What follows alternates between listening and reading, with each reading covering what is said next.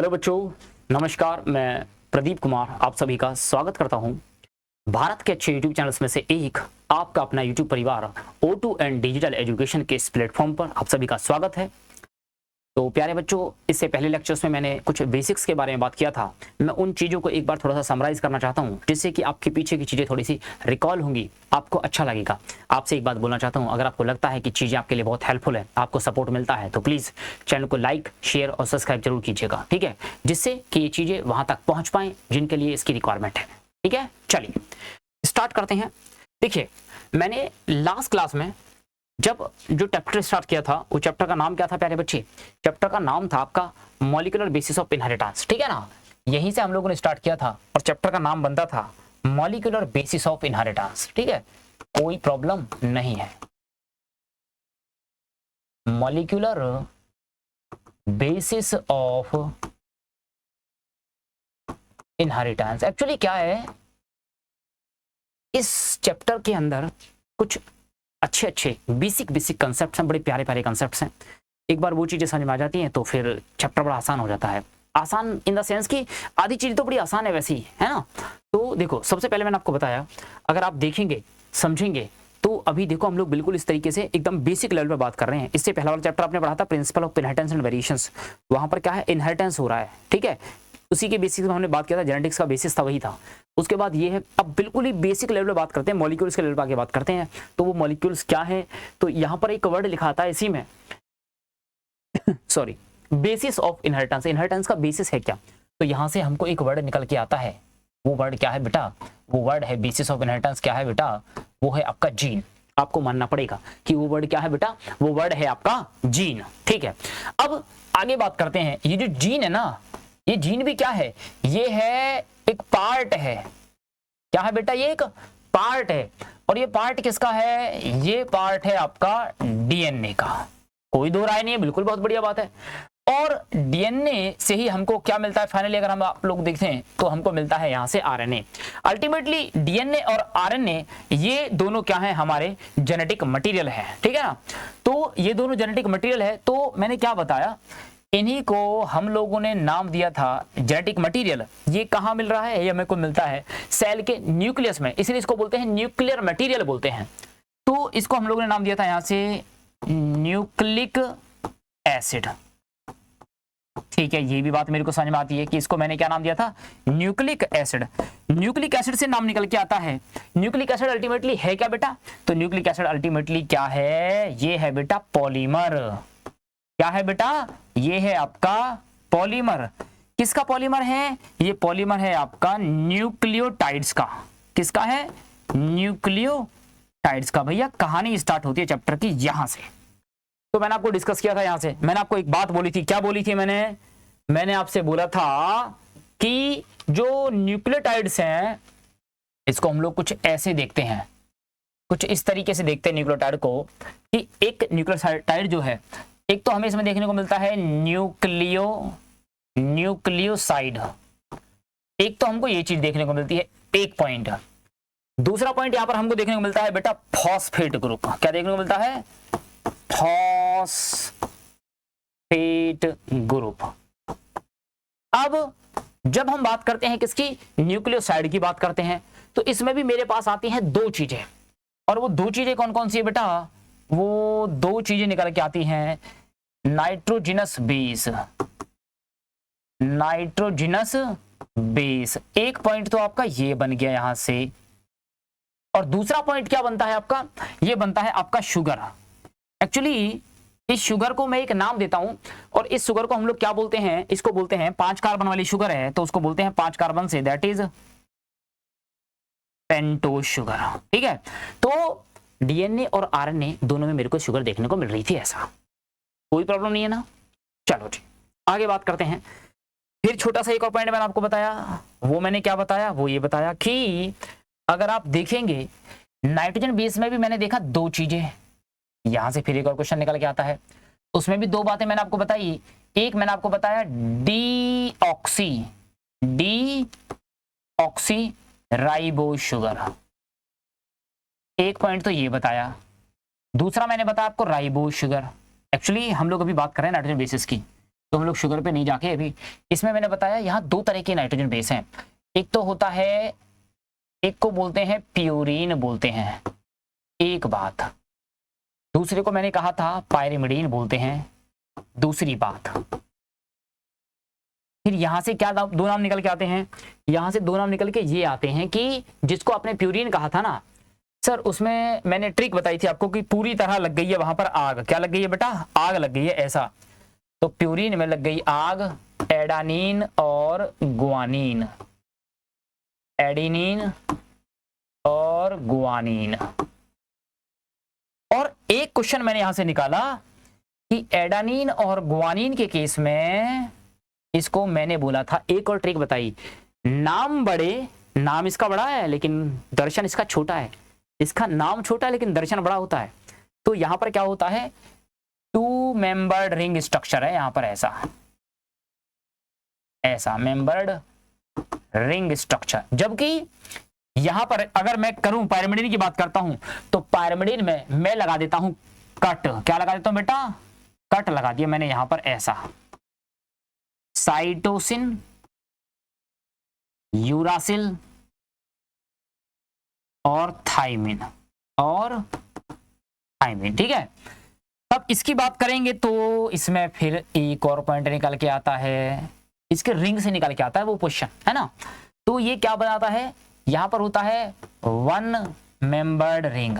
इसके जितने भी मेंबर्ड होते हैं उनमें एक रिंग देखने को मिलता है ऐसा, ठीक है। और रिंग की स्पेशल प्रॉपर्टी है, जरा मैं आपको बता दूं, ऐसा ऐसा ऐसा ऐसा ऐसा ऐसा एक पॉइंट नोट करने वाला बनता है यहां पर और यहां पर, ठीक है।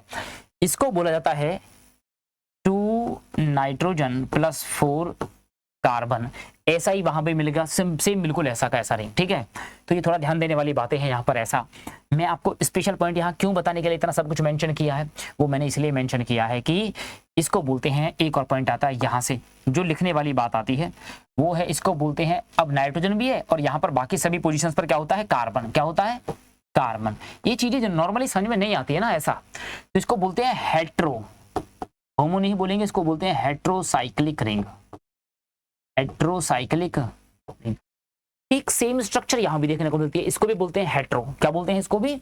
इसको भी नाम दिया जाता है हेट्रोसाइक्लिक रिंग। कोई प्रॉब्लम नहीं है। यहां तक की बात हो जाती है। शुगर की बात करते हैं तो दो तरह की शुगर देखने को मिलती है। शुगर में जब बात करेंगे ना तो दो तरह का शुगर कौन कौन सा होगा? यस, एक तो होगा deoxy ribose sugar, deoxy ribose sugar, और दूसरा होगा प्यारे बच्चे राइबोज शुगर। बस कहानी थोड़ा सा ट्विस्ट यहां आता है इसकी कहानी में, बस केवल क्योंकि ये चीज आपको बड़ी फेमिलियर हो जाएंगी। ये 5 मेंबर का रिंग स्ट्रक्चर होता है ऐसा। इसके जो सेकंड कार्बन की पोजीशन होती है ना, ये वाला, ये first carbon, second, third, fourth और यहीं पर एक और कार्बन लगा होता है फिफ्थ, वो यहां होता है ऐसे। ये बाकी चीजें तो सेम है, बस मैंने बताई थी लास्ट लेक्चर में आपको, ये सब कुछ सेम है, सब कुछ सेम है, कुछ भी डिफरेंट नहीं है। First carbon, second carbon, third carbon, fourth carbon और यहां पर एक और कार्बन आता है, दैट इज फिफ्थ कार्बन। तो बस अगर ये राइबोज है, डीऑक्सी राइबोज है या ये राइबोज है, तो यहां पर क्या लगा होता है? OH। क्या लगा होता है? OH। और यहां पर लगा होता है सिर्फ और सिर्फ H। ये होता है मेन डिफरेंस बस यहां से। फॉस्फेट के बारे में मैंने आपको बताया, ये अभी डीएनए के स्ट्रक्चर में बात करूंगा इतना, ये बेसिक था जो मैंने आपसे लास्ट लेक्चर में डिस्कस किया था। फिर उसके बाद मैंने आपसे न्यूक्लियोटाइड के बारे में बात किया, न्यूक्लियोसाइड के बारे में बात किया, बेस पेयर्स के बारे में बात किया, उसका स्ट्रक्चर कैसे बनता है, उन सब चीजों के बारे में बात किया था, तमाम चीजों के बारे में बात किया। अप टू द एक न्यूक्लियोसाइड कैसे बनता है, वो सारी की सारी चीजें मैंने आपसे यहाँ से बात की थी। चलो अब उसके आगे के प्रोसेस को फॉरवर्ड करते हैं, आगे चलते हैं, बढ़ते हैं, ठीक है। अच्छा, तो जहां तक मैंने आपको न्यूक्लियोटाइड के बारे में बताया था, मैंने उसके बीच में बॉन्ड बनता है कैसे बताया था। नाइट्रोजन बेस पेंटोस शुगर के बीच में बॉन्ड बनता है, कौन सा बॉन्ड बनता है आपको याद होना चाहिए, एन ग्लाइकोसिडिक बॉन्ड बनता है, एक बात। दूसरा आपका अगर देखेंगे स्ट्रक्चर कहां पर है, तो यहां पर शुगर है और यहां पर फॉस्फेट ग्रुप है, इन दोनों के बीच में जो बॉन्ड बनता है, ठीक है ना, वो बॉन्ड कौन सा बनता है? फॉस्फोएस्टर बॉन्ड बनता है, ठीक है। ये बेसिक सी बातें थी। यहां पर आ जाओ भैया, ये है कहानी, ये है पूरा का पूरा सार। सार में क्या है आओ जरा समझो, समझना पड़ेगा एक बार। क्या है कि जैसे मैंने आपको अभी बताया, मैंने आपको वहां से दो बातें बताई थी। ये वाला पॉइंट नाइट्रोजन बेस, 2 रिंग दिखाई दे रहे हैं तो कौन सा होगा, प्यूरिन होगा। ठीक है, मैंने यहाँ लिखा है जी। अब प्यूरिन में मेरे पास 2 चीजें होती हैं, एक तो होता है एडानिन, दूसरा होता है ग्वानिन। अब सुनना मेरी बात को, जैसे नाम बनता है एडिनोसिन ट्राइफॉस्फेट, एक्चुअली में यहाँ पर नाम दे रखा है क्या बेटा, जी। ये जो डबल रिंग वाला है ये प्यूरिन रिंग स्ट्रक्चर है और यहाँ लिखा है जी, तो मैं समझूंगा ये ग्वानिन लिखा हुआ है। एग्जैक्टली बात सही है, ठीक है। चलो, तो जब ये न्यूक्लियोटाइड है, इसमें नाइट्रोजन बेस है, ये 5 कार्बन की शुगर है, पेंटोज शुगर है, और बच्चे ये क्या है, फॉस्फेट ग्रुप है। तो तीनों चीजें मिल गई, ये बन गया न्यूक्लियोटाइड। एक न्यूक्लियोटाइड ऐसा स्ट्रक्चर बन गया, इसका सेम कॉपी मैंने यहाँ चिपका दिया है ऐसा। तो यहाँ पर भी क्या है, ये आपका एक बेस हो गया है, नाइट्रोजन बेस हो गया है, पेंटोज शुगर हो गया है, फॉस्फेट ग्रुप हो गया है। एक न्यूक्लियोटाइड एक न्यूक्लियोटाइड, दोनों का आपस में करेंगे, ज्वाइंट करेंगे, तो एक चीज बनने जा रही है यहाँ पर, बहुत अच्छी चीज है। अभी तक हमने फॉस्फोएस्टर बॉन्ड पढ़ा था ना, अब पढ़ो एक और चीज आता है, ये फॉस्फोएस्टर अब बढ़ेगा फॉस्फोडाइस्टर बॉन्ड।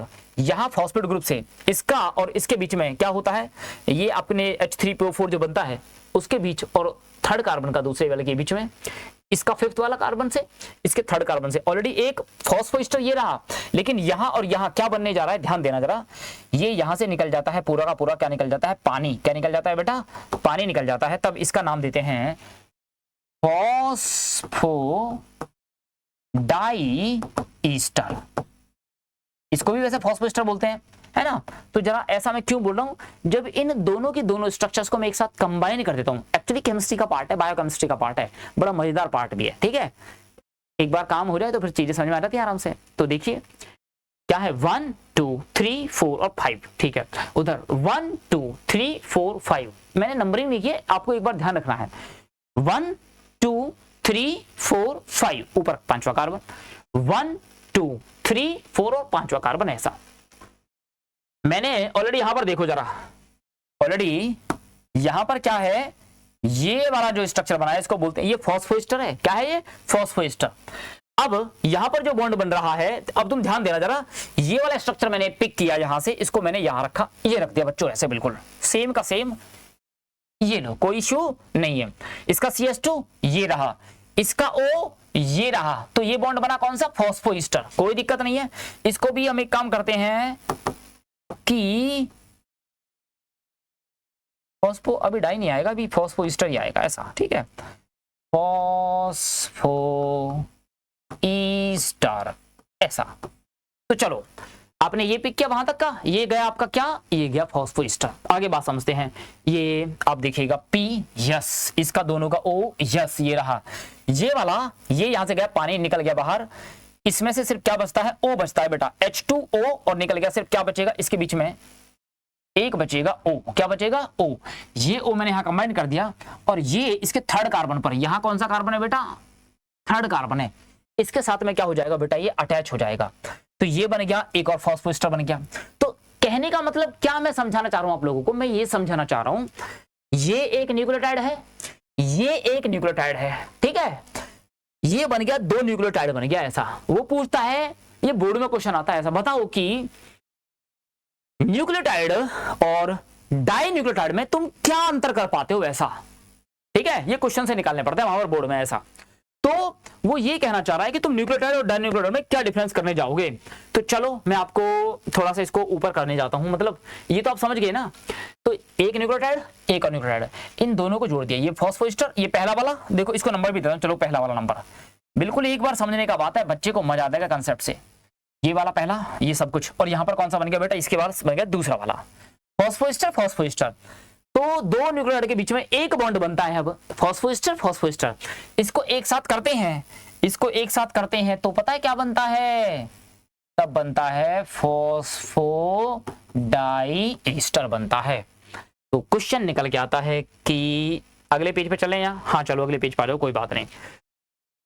क्वेश्चन लेते हैं, क्या है क्वेश्चन निकल के आता है यहां से कि हाउ न्यूक्लियोटाइड डिफर या डिफरेंट फ्रॉम डाई न्यूक्लियोटाइड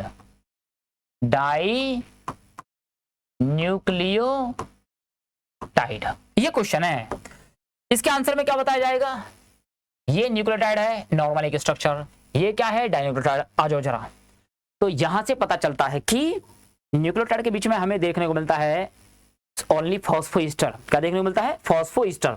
जबकि डाई न्यूक्लियोटाइड का अगर आप देखोगे तो आपको देखने को मिलेगा फॉस्फोडाईस्टर। तो यहां देखने को मिलेगा बिटवीन डाई न्यूक्लियोटाइड्स। ठीक है, तो क्वेश्चन और देखो, एक और बड़ी बात क्या है, अच्छी बात क्या है, ये वाला डायरेक्शन यहां से जाता है फिफ्थ वाला, और यहां पर कौन सा? थर्ड वाला। तो इसकी डायरेक्शन भी बताई जाती है। इसकी डायरेक्शन जो आती है वो आती है थर्ड 3 to 5। इसकी डायरेक्शन बड़ी इंपॉर्टेंट है।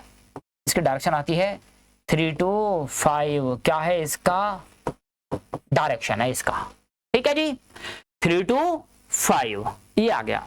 अब आ जाओ आगे। हाउ न्यूक्लियोटाइड डिफरेंट या differ from dinucleotide. It means यहां पर क्या देखने को मिलता है? इन दोनों में जो डिफरेंस देखने को मिलता है वो क्या देखने को मिलता है? यहां आपको देखने को मिलता है फॉस्फोडाईस्टर। फॉस्फोडाईस्टर बॉन्ड देखने को मिलता है, ऐसा ये डिफरेंस आपको देखने को मिलता है यहां से। और दूसरी बड़ी बात क्या है, इस बॉन्ड का डायरेक्शन आपको देखने को मिलेगा। क्या देखने को मिलेगा जी? डायरेक्शन। और वो डायरेक्शन क्या है? वो है आपका 3 to 5। एक क्वेश्चन आपका निकल गया बिल्कुल clear cut.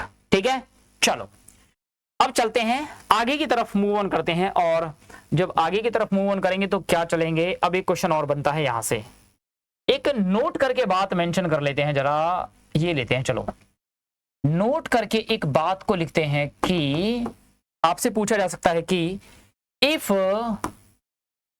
3 nucleotides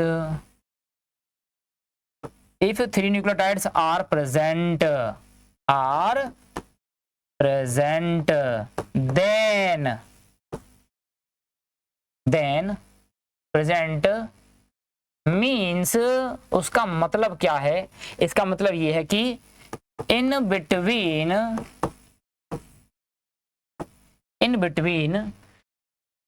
two phosphodiester linkage are present. ये नोट करके लिखने वाली बात है। पहले आप मुझे बताओ एक बार, आपको ये बात यहां से समझ में आई या नहीं आई? मैं समझाने की कोशिश करता हूं आपको। वो कह रहा है कि अगर आपके पास 3 न्यूक्लियोटाइड्स हैं, 3 न्यूक्लियोटाइड हैं, अच्छा, तो वहां पर फॉस्फोडाइस्टर बॉन्ड कितना देखने को मिलेगा? वहां देखने को मिलेगा कितना बॉन्ड? 2 बॉन्ड देखने को मिलेगा। ये नोट करके लिखने वाली बात है। मैं समझाता हूं जरा कैसे। आ जाओ जरा, ये ऐसे मिलेगा। मान लो कि सबसे पहली बात तो ये मैंने यहां से ड्रॉ किया, ऐसे कर लेते हैं। चलो अभी ये मैंने समझाया, नाइट्रोजन बेस, इधर क्या है? इधर ये बनाया 5 कार्बन का शुगर, और यहां क्या बना दिया मैंने? ये बना दिया फॉस्फेट ग्रुप। एक चीज, या ये शुगर हो गया, ये फॉस्फेट ग्रुप, फॉस्फेट। यहां पर इस वाले पर क्या बनता है? Phosphoester bond.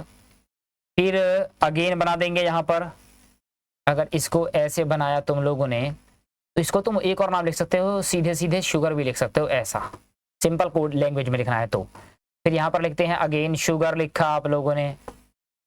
अंदर की तरफ क्या प्रोजेक्ट किया आप लोगों ने? ये प्रोजेक्ट किया नाइट्रोजन बेस। फिर क्या बनाया? Phosphoester bond 1 2। फिर अगेन एक और बना दिया। मान लो आपने, अगर आपने एक और ड्रॉ कर दिया, जैसे कि फिर से आपने बना दिया शुगर।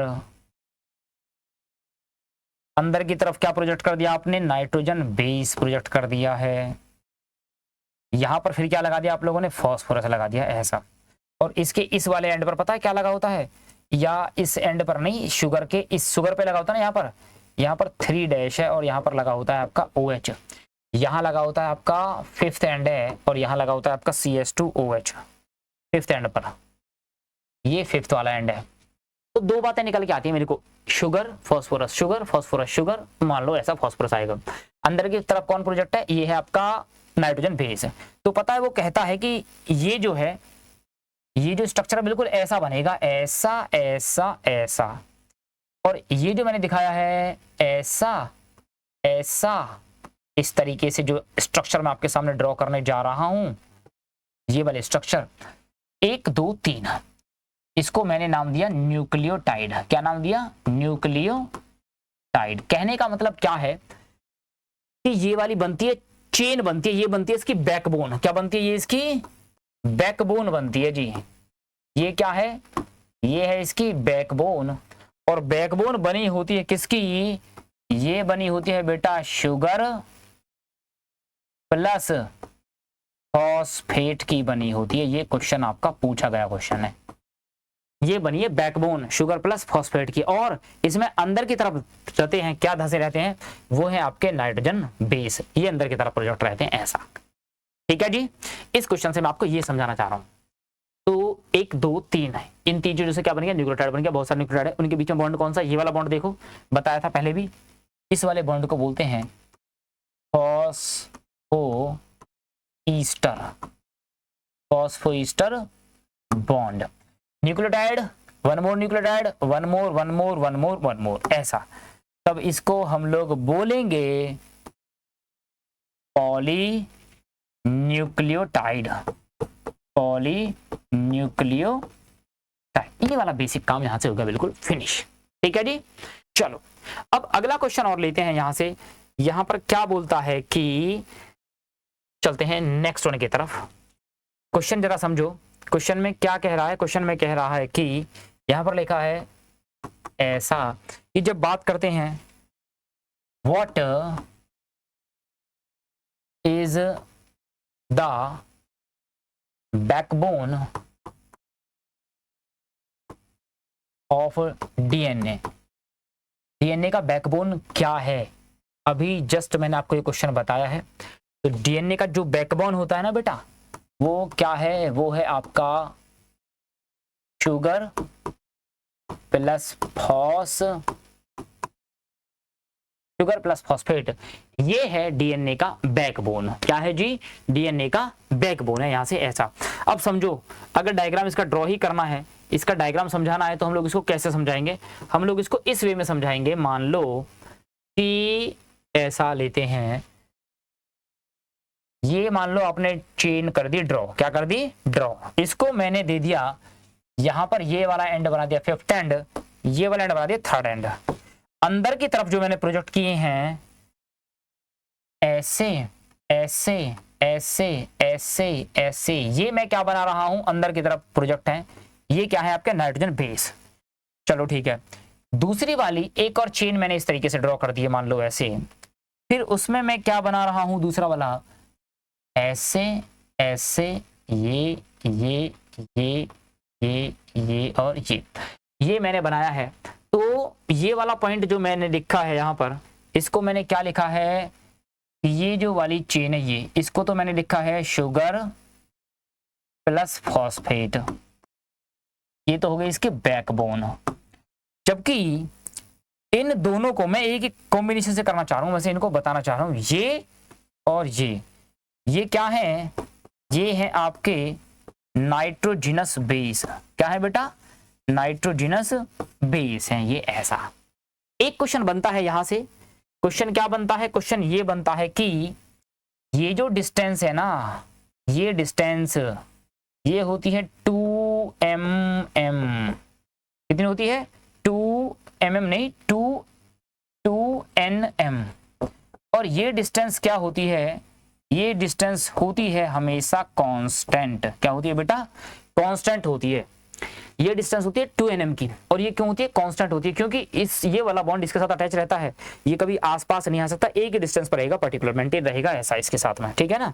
इससे कम होगा ना, इससे कभी भी ज्यादा होगा ऐसा। अब 2-3 क्वेश्चन और निकलते हैं यहां से।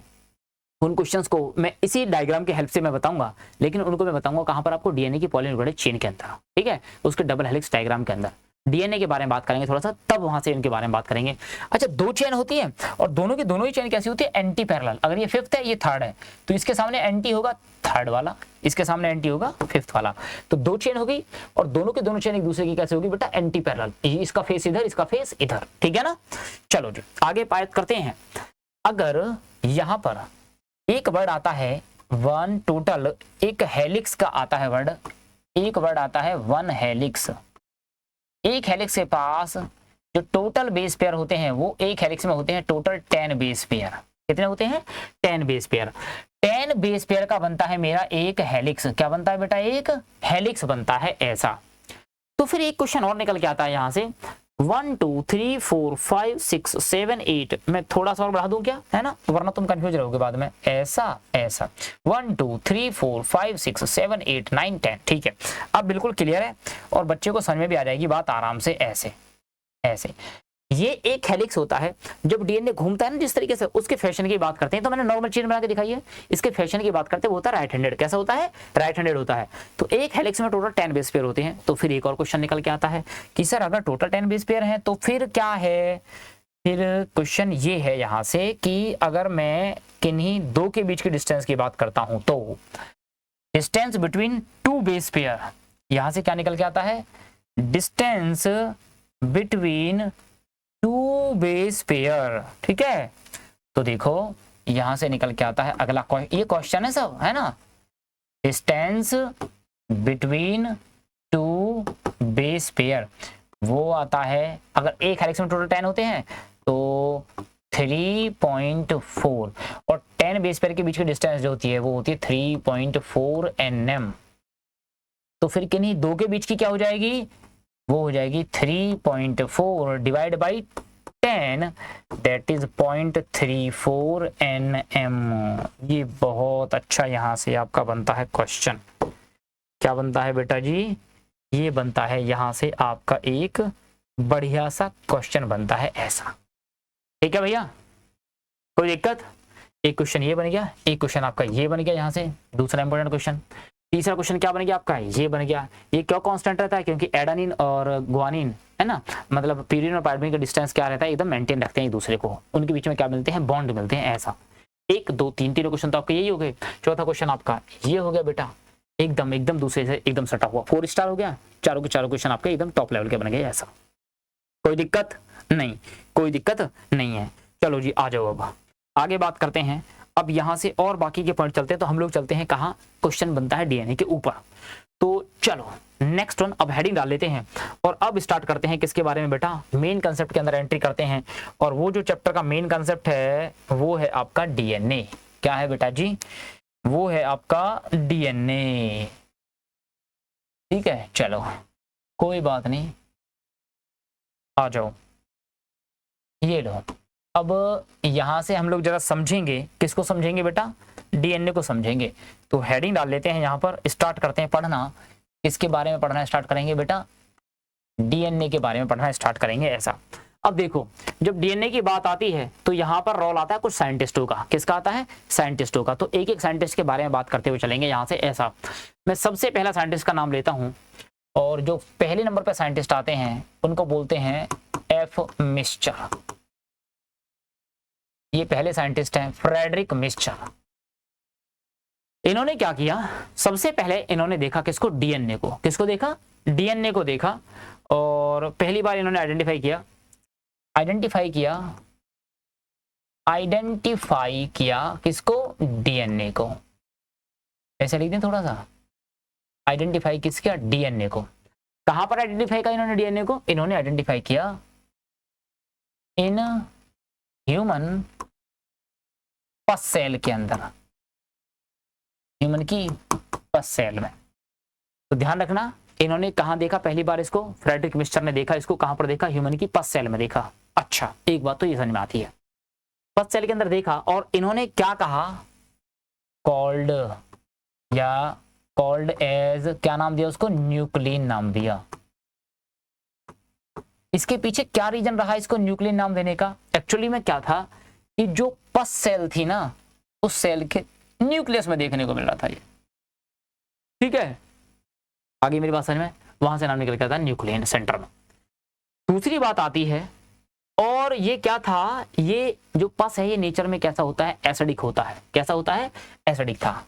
ये ऐसा लिखते हैं, इसका नेचर क्या था इस पस का? इसका नेचर था बेटा एसिडिक। क्या था? एसिडिक। ठीक है, चलो आते हैं दूसरे साइंटिस्ट जिनका हम लोग नाम लेते हैं, सेकंड साइंटिस्ट है बेटा, point number 2, that is Altmann साहब या अल्टमैन साहब। अल्टमैन ने क्या कहा? अल्टमान ने इसे कह दिया, इसी को कह दिया, क्या कह दिया? Nucleic acid. अल्टमान ने इसको नाम दे दिया न्यूक्लिक एसिड। एसिडिक नेचर का था न्यूक्लिक एसिड, लेकिन अब ये समझ में नहीं आ रहा था कि अब न्यूक्लिक एसिड नाम दिया तो इसके पीछे, नाम के पीछे एसिड क्यों लगा? एक क्वेश्चन आता है व्हाई एसिड, तो मतलब समझ में आता है कि नेचर था इसका, कैसा था नेचर? नेचर था इसका एसिडिक।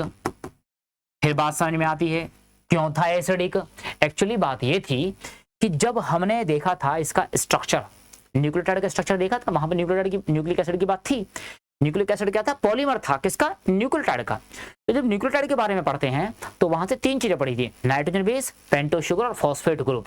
तो जो फॉस्फेट था वो कहां से आता है? वो एसिड, वो फॉस्फेट ग्रुप कहां से आता है? फॉस्फोरिक एसिड से आता है। कहां से आता है? फॉस्फोरिक एसिड से। और उस फॉस्फोरिक एसिड का नाम H3PO4। उस एसिड की वजह से इसका नेचर कैसा मिला? एसिडिक मिला। ऐसा कोई दिक्कत नहीं है ना? बोलो जी, कोई दिक्कत नहीं, यहां तक कोई दिक्कत नहीं है। आगे चलते हैं, आगे चलते हैं तो फिर एक और साइंटिस्ट आते हैं, जो अगले साइंटिस्ट हैं, तीसरे साइंटिस्ट के बारे में यहां से बात करते हैं। अब एक और साइंटिस्ट आते हैं, ये कौन है? वॉटसन। अगर इसकी डेट की बात करूं एक बार, ये इन्होंने कब देखा था? ये देखा था 1869 में। हालांकि डेट इंपॉर्टेंट नहीं है, बस उसका बता दिया है ना। ये क्या है? इस साइंटिस्ट के बारे में बात करते हैं। इनका पूरा नाम क्या है? James Watson. James Watson and Francis Crick. Francis Crick, ये साइंटिस्ट है, ये 2 साइंटिस्ट हैं। इनको क्रेडिट जाता है, किस चीज का क्रेडिट जाता है? इन दोनों ने मिलकर के देखा था, इन्होंने दिया, प्रपोज किया double helix model. Double helix model of DNA का, डबल हेलिक्स मॉडल देने का क्रेडिट जाता है इनको। इन दोनों साइंटिस्ट को डीएनए का डबल हेलिक्स मॉडल देने का क्या जाता है? क्रेडिट जाता है। अच्छा, इन्होंने डबल हेलिक्स मॉडल तो दे दिया, इन दोनों साइंटिस्ट ने मिलकर डबल हेलिक्स मॉडल दे दिया, लेकिन इन्होंने भी जो डबल हेलिक्स मॉडल दिया, उनको क्यों, किस तरीके से दिया? तो इन्होंने जो डबल हेलिक्स मॉडल दिया, ये किया on the basis of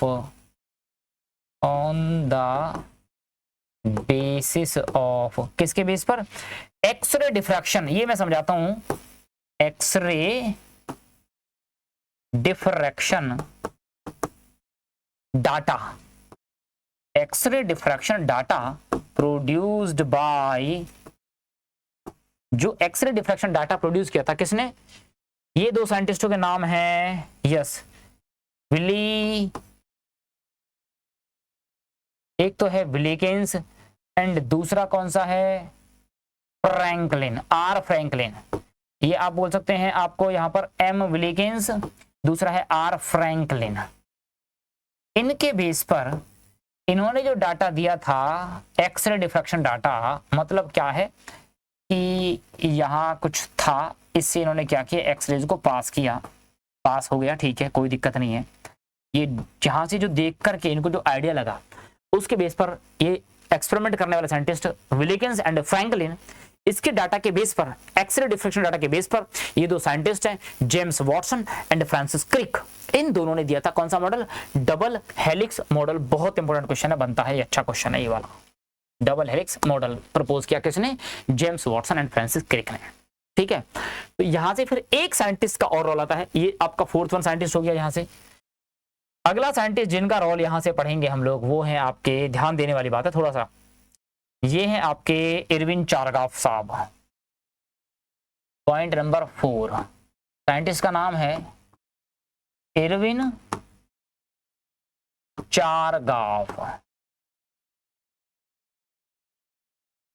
Irwin चारगाफ, इन्होंने क्या बताया, इन्होंने ये बताया कि देखो ऐसा है, जो डीएनए होता है ना, क्या होता है, ये डीएनए के 2 स्ट्रैंड हैं और दोनों स्ट्रैंड एक दूसरे के कैसे होते हैं, एंटी पैरेलल। मान लो ये 5 डैश है तो ये 3 डैश है, ये 3 डैश है तो ये 5 डैश है। इन्होंने क्या बताया, इन्होंने ये बताया कि इसमें जो प्यूरिन है, कौन है, प्यूरिन जो है वो बराबर होगा किसके, पायरिमिडीन के। प्यूरिन जो है वो बराबर होगा किसके, पायरिमिडीन के बराबर होगा। मतलब डबल स्ट्रैंडेड डीएनए के लिए बता दिया इन्होंने, ठीक है। इन्होंने क्या कहा, इन्होंने कहा कि adenine plus guanine is equal to किसके बराबर होगा, यहां पर होता है साइटोसिन प्लस थाइमिन के बराबर होगा। यानी ऐसा कह सकते हैं, adenine plus guanine upon cytosine plus thymine is equal to क्या होगा, ये होगा एक यूनिट। क्या होगा बेटा, एक यूनिट होगा जी। ये डाटा निकल के आता है किसके लिए, डबल स्ट्रैंडेड डीएनए के लिए। तो बच्चों आपको 4 साइंटिस्टों के बारे में याद रखना है। यहाँ से पहला साइंटिस्ट आता है आपका फ्रेडरिक मिस्चर, जिसने नाम दिया, पहली बार आइडेंटिफाई किया किसको, डीएनए को। उन्होंने डीएनए को कहां से आइडेंटिफाई किया, उन्होंने डीएनए को आइडेंटिफाई कहां से, पस सेल से, ठीक है, उसके न्यूक्लियस से। दूसरी बात, एग्जैक्टली में उसको न्यूक्लियन नाम दिया उन्होंने, किसने, आपके फ्रेडरिक मिस्चर साहब ने। फिर न्यूक्लिक एसिड किसने कहा, न्यूक्लिक एसिड को नाम दिया किसने, अल्टमान साहब ने। दूसरी बात आती है कि इसका नेचर में लिखा हुआ है न्यूक्लिक एसिड। क्यों कहा न्यूक्लिक एसिड, सर अगर आप देखेंगे इसका स्ट्रक्चर तो वहां पर हमें न्यूक्लियोटाइड देखने को जो मिलता है, उस न्यूक्लियोटाइड में हमें देखने को मिलती है 3 चीजें, nitrogen base, pentose sugar, phosphate group. Phosphate group जो आता है वो बेसिकली किससे आ रहा है, वो आपका फॉस्फोरिक एसिड से आ रहा है, इसलिए इसका नेचर बनता है कैसा, एसिडिक। ये बात क्लियर होती है। उसके बाद साइंटिस्ट आते हैं, और साइंटिस्ट कौन है, इसका डबल हेलिक्स मॉडल देने वाला scientist James Watson and Francis Crick. ये दोनों देते हैं क्या, इसका डबल हेलिक्स मॉडल। अगर ये दोनों के दोनों इसका डबल हेलिक्स मॉडल देते हैं तो डबल हेलिक्स मॉडल दिया किसके बेस पर जाता है, क्या है ऐसा बेस उनका, तो उन्होंने जो दिया था वो बेसिस था एक्सरे डिफ्रैक्शन डाटा। और वो एक्सरे डिफ्रैक्शन डाटा बताया किसने, निकाला किसने, वो साइंटिस्ट हैं आपके R Wilkins and M Wilkins और आर फ्रैंकलिन। ये दोनों साइंटिस्ट हैं जिसके डाटा के बेस पर James Watson and Francis Crick ने दिया डबल हेलिक्स मॉडल। इतनी बात यहां से कंप्लीट होती है साइंटिस्ट का व्यू। एक लास्ट साइंटिस्ट बचता है, वो कौन है, इरविन चारगाफ। इरविन चारगाफ के हिसाब से क्या होता है कि डीएनए के 2 स्ट्रैंड है, दोनों एक दूसरे के एंटी पैरेलल है, ऐसे, ठीक है, कोई दिक्कत नहीं है। तो इसमें कहा कि जितना प्यूरिन होगा उतना ही पायरिमिडीन होगा, दोनों बराबर बराबर होंगे, ऐसा इनके बीच में देखने को मिलेगा बॉन्ड, वो भी बात ठीक है बिल्कुल। तो इन्होंने क्या कहा कि डीएनए के दोनों स्ट्रैंड में प्यूरिन और पायरिमिडीन का जो कंसंट्रेशन है, जो अमाउंट है, वो बिल्कुल बराबर रहेगा डबल स्ट्रैंडेड डीएनए के लिए।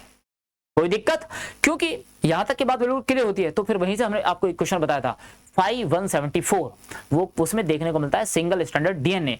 तो फिर वो सिंगल स्टैंडर्ड डीएनए फॉलो नहीं करता है इरविन चारगाफ रूल को, ठीक है ना, क्वेश्चन मैंने आपको बताया था वहां से ऐसा। चलो आगे बात करते हैं पॉइंट नंबर नेक्स्ट वन। अगला पॉइंट जो आता है, यहां तक का काम कंप्लीट होने के बाद में एक क्वेश्चन मैं आपको बता दूं जरा। क्वेश्चन एक बनता है आपका, वो जो क्वेश्चन है डीएनए के बारे में, वो क्या है, क्वेश्चन ऐसा बोला जाता है कि इन आ डीएनए, एक डीएनए है बेटा, डीएनए है कितने बेस पेयर का, 200 बेस पेयर का है। डीएनए में दे रखे हैं बेस कितने, 200 बेस पेयर है, कोई दिक्कत नहीं है। तो बेस पेयर, तो पूछा जाता है नंबर ऑफ, ये थोड़ा सा अलग पेन से कर देता हूं ऐसा, नंबर ऑफ ग्वानिन, क्या पूछा जाता है बेटा, नंबर ऑफ ग्वानिन दे रखा है 40। एक डीएनए का पूरा स्ट्रैंड है, उस डीएनए के स्ट्रैंड में बेस पेयर दे रखे हैं कितने, 200, ठीक है। उसमें ग्वानिन दे रखा है कितना, 40, कितना दे रखा है बेटा, 40। तब आपसे क्या पूछा है, आपको बताना है गिव या फाइंड या टेल, बताओ, पता करो other base pair, other base pair, कोई दिक्कत। चलो ये तो है वो क्वेश्चन का प्रारूप। आंसर में क्या बनाएंगे जरा, ये डबल स्टैंडर्ड डीएनए है, मैंने क्या कहा आपसे, एडानिन, यानी कि ऐसा करो प्यूरिन इज इक्वल टू क्या होता है, पायरिमिडीन, कोई दिक्कत नहीं है सर, ठीक है। अगर आप इसको करने के इच्छुक हैं तो देखो आपको क्या दिया है, आपको ग्वानिन दिया, बहुत बार आता है भैया क्वेश्चन, ग्वानिन दे रखा है 40। तो ऐसा होता है एडानिन बॉन्ड बनाता है किसके साथ में, थायमिन के साथ में, ठीक है, और ग्वानिन बॉन्ड बनाता है साइटोसिन के साथ में, ये ट्रिपल बॉन्ड से बनता है ऐसा, ए टी जी सी देखने को मिलता है किसमें, डीएनए में। सर जी अगर ग्वानिन दे रखा है 40 तो मैं तो समझ गया हूं, तो मेरा साइटोसिन भी कितना होगा, 40 होगा, इसके बराबर है। तो फिर एक बात समझ में आती है कि अगर ये दोनों 40 80 हो गया तो फिर क्या होगा, adenine plus thymine is equal to 40 plus 40। तो एडानिन को थाइमिन के बराबर कर लेंगे, कोई सा एक है, 2 एडानिन इज इक्वल टू हो जाएगा 80, तो एडानिन का नंबर आ जाएगा 80/2 इज इक्वल टू 40। तो एडानिन अगर 40 है तो थाइमिन भी कितना आ जाएगा आपका 40, 40 40 80, और ये भी कितना है 40 है।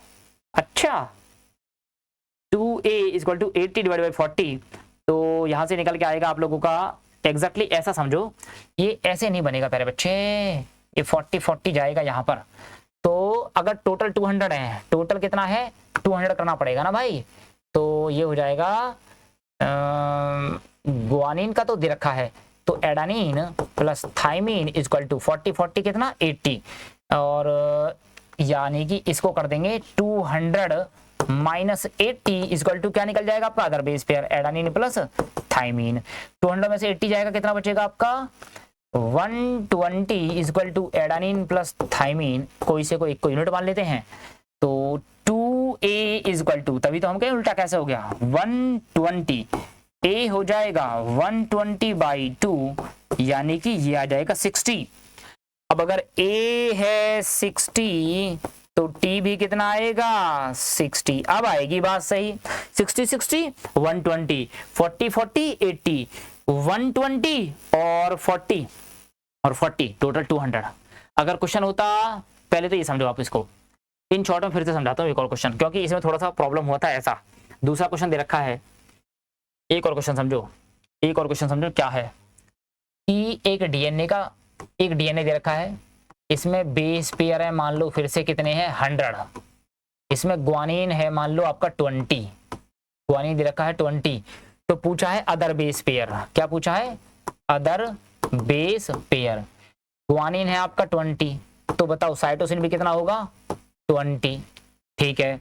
तो guanine plus cytosine is equal to adenine plus thymine, ये इक्वल टू किसके है बेटा 100 बेस पेयर के है, तो ये कितना हो जाएगा आपका, ये हो जाएगा बेटा 20 20 40 is equal to adenine plus thymine is equal to 100, ये इधर जाएगा adenine plus thymine is equal to 100 minus 40, तो ये क्या हो जाएगा adenine plus thymine is equal to ये आ जाएगा 60, तो एडानिन प्लस थाइमिन दोनों टर्म सेम कर लोगे एक बार को, 2a इज इक्वल टू आ जाएगा 60, a बराबर 60/2 दैट इज 30। अगर a आपका है 30 तो आपका दूसरा कौन बचेगा, थाइमिन भी कितना आ जाएगा 30 30 30 60 और 20 20 40 60 40 कितना 100, ठीक है ना। चलो जी, एक क्वेश्चन ये एनसीईआरटी का क्वेश्चन है, वैसे एक क्वेश्चन और दे रखा है, जरा अगले क्वेश्चन की बात करते हैं। नेक्स्ट क्वेश्चन क्या कह रहा है जरा सुनो, जरा एक क्वेश्चन और यहां से आता है, ये क्वेश्चन निकलता है यहां से, इफ डीएनए में यहां से डबल हेलिक्स की बात करता है ना, क्वेश्चन क्या होता है यहां से पूछता है लेंथ, क्या पूछता है length of DNA, length of DNA की लेंथ पूछता है, तो पता है क्या होता है number of base pair into distance, NCERT का क्वेश्चन है, distance between two base pair, two base pair, ये फॉर्मूला ध्यान रखना है, मूल मंत्र है सारा का सारा। अब जरा सुनना, एक क्वेश्चन है, ये लेंथ दे रखी है, आपसे क्या पूछा है, आपसे पूछा है बेस पेयर पूछा है, ये तो बिल्कुल फिक्स है। क्वेश्चन सुनो, ई कोलाई का क्वेश्चन था एनसीईआरटी से कि ये वाली जो लेंथ दे रखी है डीएनए की लेंथ ई कोलाई में दे रखी है, ई कोलाई में दे रखी है 1.36 मिलीमीटर, इसका मतलब बन जाएगा 1.36 इंटू 10 की पावर 3 मीटर। पूछा था आपसे बेस पेयर बताओ, is equal to base pair into distance between two base pair, एकदम फिक्स है, मैंने आपको बताया था टू बेस पेयर के बीच का डिस्टेंस कितना होता है 0.34 nm, यानी कि 0.34 इंटू 10 की पावर -9 मीटर। ठीक है, आओ जरा चलते हैं। ये पूछा है, ये इसके मल्टीप्लाई में दे रखा है, उधर जाएगा कहाँ जाएगा, डिवाइड में। तो ये क्या बनेगा, ये बन जाएगा आपका base pair equal to 1.36 into 10 की पावर -3 मीटर अपॉन, ये बेस में जाएगा 0.34 इंटू 10 की पावर -9, ये 10 की पावर 9 ऊपर जाएगी तो ये क्या बन जाएगी 1.36 इंटू 10 की पावर -3 प्लस 10 की पावर 9, ओवरऑल पावर बन जाएगी, ये बन जाएगा ओवरऑल पावर 10 की पावर 6 बन जाएगी, अपॉन में रहेगा 0.34, इससे ये कैंसिल, ये जाएगा टोटल 4 टाइम, तो आंसर बन जाएगा 4 इंटू 10 की पावर 6 बेस पेयर। तो इक्वल में जो बेस पेयर निकल करके आएगा वो बेस पेयर बन जाएगा आप लोगों का कितना बेटा, वो बेस पेयर बन जाएगा आपका, और ये तो बिल्कुल फिक्स है, ये तो बिल्कुल फिक्स वैल्यू है, ये क्या है बेटा, फिक्स्ड वैल्यू है भाई। वो कितनी है 0.34 नैनोमीटर, कांस्टेंट कह सकते हैं उसको एक तरीके से, क्या है बेटा जी, ये कांस्टेंट है। ठीक है जी, एक क्वेश्चन तो आपका ये हो गया। एक क्वेश्चन दे रखा है कि, अगला क्वेश्चन और है, मैं यहीं से बताता हूं आप लोगों को। अगला क्वेश्चन दे रखा है एनसीईआरटी में कि, फिर से वही बात, मैं फिर से लिखता हूं एक और क्वेश्चन, लेंथ ऑफ डीएनए क्या है, base pair into distance between two base pair के बीच की डिस्टेंस। ये आपका क्या बनेगा, ये आपका बन गया फॉर्मूला, ये तो आपका बन गया फॉर्मूला। ठीक है जी, ये तो आपका बन गया फॉर्मूला। अब क्या दे रखा है, बेस पेयर दे रखे हैं, क्या दे रखे हैं, बेस पेयर, ह्यूमन में पूछे थे, तो ह्यूमन में जो बेस पेयर दे रखे हैं वो दे रखे हैं आपको 6.6 इंटू 10 की पावर 9 बेस पेयर। ये वैल्यू क्या है बेटा, ये वैल्यू है आपका फिक्स्ड है, इसका वैल्यू क्या होता है, इसका वैल्यू 0.34 इंटू 0.34 नैनोमीटर। पूछी क्या है आपसे, लेंथ पूछी है, क्या पूछी है बेटा जी, लेंथ पूछी है। इसका इसमें मल्टीप्लाई करोगे तो आज के बाद कभी मल्टीप्लाई नहीं करना पड़ेगा, 10 की पावर 9 6.6 इंटू 10 की power 9 base pair into 0.34 into 10 की पावर नैनो में -9 मीटर। तो ये क्या हो जाएगा, ये 10 की पावर 9 से 10 की पावर -9 कैंसिल, बचा क्या, सीधा सीधा बचा वैल्यू, इसका मल्टीप्लाई करोगे तो 2.2 मीटर, ये आ जाएगी आपकी लेंथ। क्या आ जाएगी बेटा जी, आपकी लेंथ निकल के आ जाएगी। एनसीईआरटी में दे रखे हैं दोनों क्वेश्चन, अच्छे क्वेश्चन है भाई। ठीक है जी, चलो ये वाला काम बिल्कुल एकदम फिनिश होता है। अब अगले पॉइंट में, नेक्स्ट पॉइंट में हम लोग चलते हैं, यहां से हेडिंग पढ़ेंगे, और हेडिंग क्या है, वो है आपका heading double helix model of DNA. क्या है बेटा, double helix model of DNA. जितने भी पॉइंट होंगे इसके सारे के सारे पॉइंट को हम लोग यहीं करने की कोशिश करेंगे एकदम बढ़िया तरीके से। डबल हेलिक्स मॉडल कैसा मॉडल है, पहले तो ये समझो, ऐसा है कैसा ये प्यार तेरा। ठीक है जी, ओके। उसके बीच में क्या देखने को मिल रहा है हमको, बांड देखने को मिल रहे हैं, ऐसा ऐसा ऐसा ऐसा ऐसा ऐसा ऐसा ऐसा ऐसा 1 2 3 4, ये मैं बना रहा हूं, इसका आइडिया मैं आपको दे दूंगा।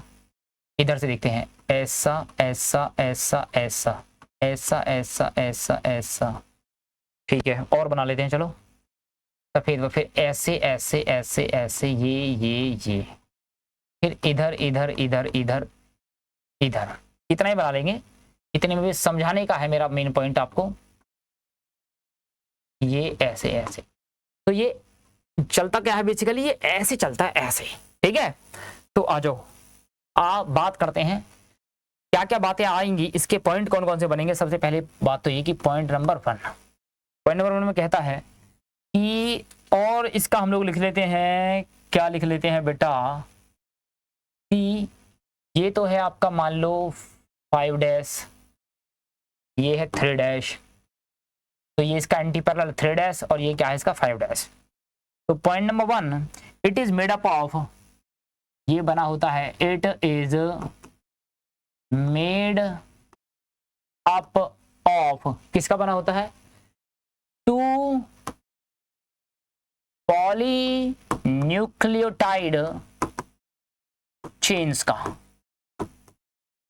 ये बना होता है भैया जी 2 पॉलीन्यूक्लियोटाइड चेन्स का। ध्यान रखना, क्वेश्चन सारे इंपॉर्टेंट चलेंगे अब सब। एक बात। दूसरी बात, विच आर, क्या है, anti parallel, anti parallel to each other, एक दूसरे के कैसी है भैया, anti parallel to each other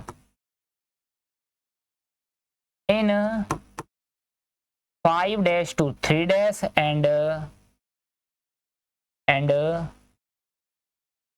3 dash to 5 dash direction.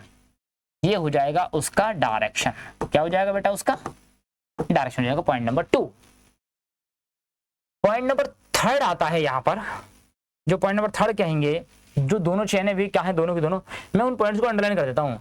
मेरा 2 पॉलीन्यूक्लियोटाइड चेन, एक बात, दोनों कैसी, एंटी पैरेलल। तीसरी बात करते हैं, और क्या होता है, द नाइट्रोजनस बेसिस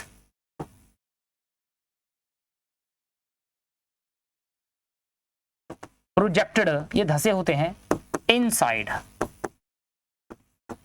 ये बात समझ में आ गई। चौथा पॉइंट यहां से लिखा होता है, नाइट्रोजन बेस कहां है, अंदर की तरफ। चौथा पॉइंट, ये जो बनी हुई है इसकी चेन, क्या बनी है, द बैकबोन सारे इसी से निकल रहे हैं सब question. Backbone is made up of, बनी होती है, किसकी बनी है बेटा, शुगर एंड फॉस्फेट की। बैकबोन जो बनी होती है किसकी, शुगर प्लस फॉस्फेट की। चलो जी, भी बात समझ में आती है। और बात क्या आती है, पॉइंट नंबर 4, पॉइंट नंबर 5 में आता है, पॉइंट नंबर 5 ये आता है कि नाइट्रोजन बेसिस जो है इसमें यहां पर देखने को मिलते हैं, एडानिन डबल बॉन्ड बनाता है थाइमिन के साथ में, गुआनिन ट्रिपल बॉन्ड बनाता है साइटोसिन के साथ में। ये बात बिल्कुल एग्जैक्टली सही है। जो बॉन्ड बने होते हैं और इनके बीच में जो बॉन्ड है ना, ये जो बॉन्ड है, इन बॉन्ड को नाम दिया जाता है हाइड्रोजन बॉन्ड। तो एडानिन मेक्स बनाता है 2 हाइड्रोजन बॉन्ड विद, किसके साथ में, थाइमिन के साथ में। वाइल, जबकि गुआनिन कितना बॉन्ड बनाता है, makes 3 hydrogen bond with cytosine. कोई दिक्कत नहीं है, यहां तक ये बात कंप्लीट होती है। अगली बात करते हैं, वही जो मैं आपको पहले बताया था, हेलिक्स का। किसका बात करते हैं, हेलिक्स का बात करते हैं यहां से, ठीक है जी। एक पॉइंट और आता है इसका, पॉइंट नंबर 6, डीएनए का जो होता है कॉइलिंग होता है, कॉइलिंग।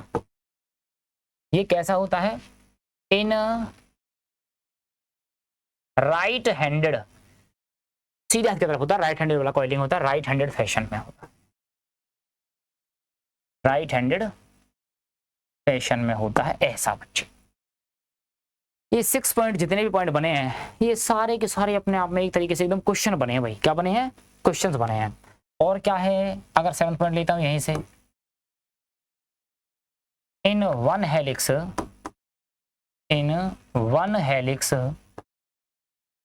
ऑफ डीएनए के, 1 हेलिक्स में the total 10 base pair are present.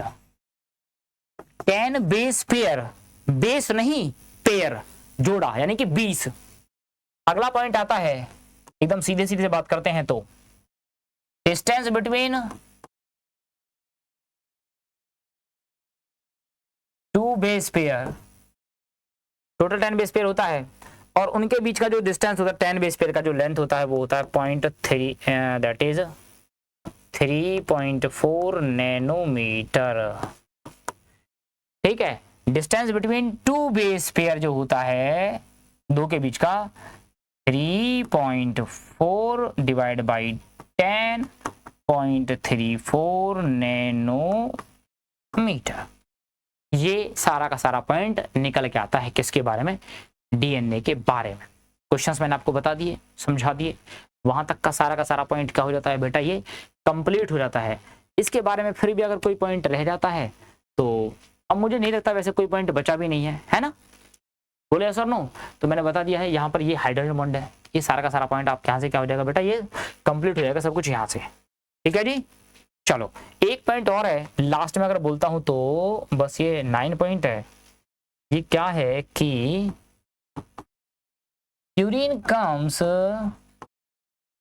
Urine आता है, comes opposite to a pyrimidine, opposite to a pyrimidine. ये क्या करता है? This generate uniform distance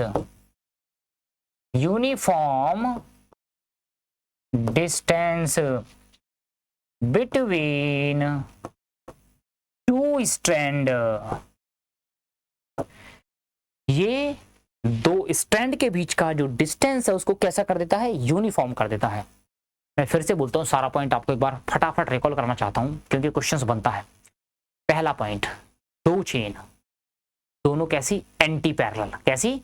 anti parallel. Two chains होती हैं दोनों एक दूसरे के एंटी पैरेलल, उसके डायरेक्शन 5 to 3, 3 to 5। दूसरा पॉइंट, बैकबोन किसकी बनी होती है? शुगर प्लस फॉस्फेट की। तीसरा पॉइंट की बात करते हैं, इसमें होता है नाइट्रोजन बेस, जो प्रोजेक्ट होता है धसा होता है अंदर की तरफ। ठीक है, नाइट्रोजन बेस में बात करते हैं, वहां पर होता है प्यूरिन बराबर होता है बिल्कुल किसके? पायरिमिडीन के, जो एक दूसरे के डिस्टेंस को क्या करता है? मेंटेन करता है। वहां पर जो प्यूरिन है, एडेनिन और थाइमिन, एडेनिन डबल बॉन्ड बनाता है किसके साथ में? थाइमिन के साथ में, जबकि साइटोसिन यानी कि जो ग्वानिन है वो ट्रिपल बॉन्ड बनाता है किसके साथ में? आपका साइटोसिन के साथ में, ऐसा। ओके, उसके बाद आता है एक हेलिक्स होता है, पूरा का पूरा हेलिक्स जो घूम के टर्न वहीं पर आता है। इसके बीच टोटल बेस पेयर होते हैं 10। कितने होते हैं? 10, यानी कि 20 होते हैं नंबर में, 20 बेस है ना। तो पूछा जाता है कि इसका लेंथ कितना होता है? That is 3.4 nanometre. ये क्वेश्चन बिल्कुल परफेक्ट है। ये 10 के बीच का डिस्टेंस है 3.4 नैनोमीटर, तो किन्हीं दो के बीच का डिस्टेंस कितना है? 3.4 डिवाइड बाई 10, 0.34 नैनोमीटर। यहां तक का क्वेश्चन बन जाता है ऐसा।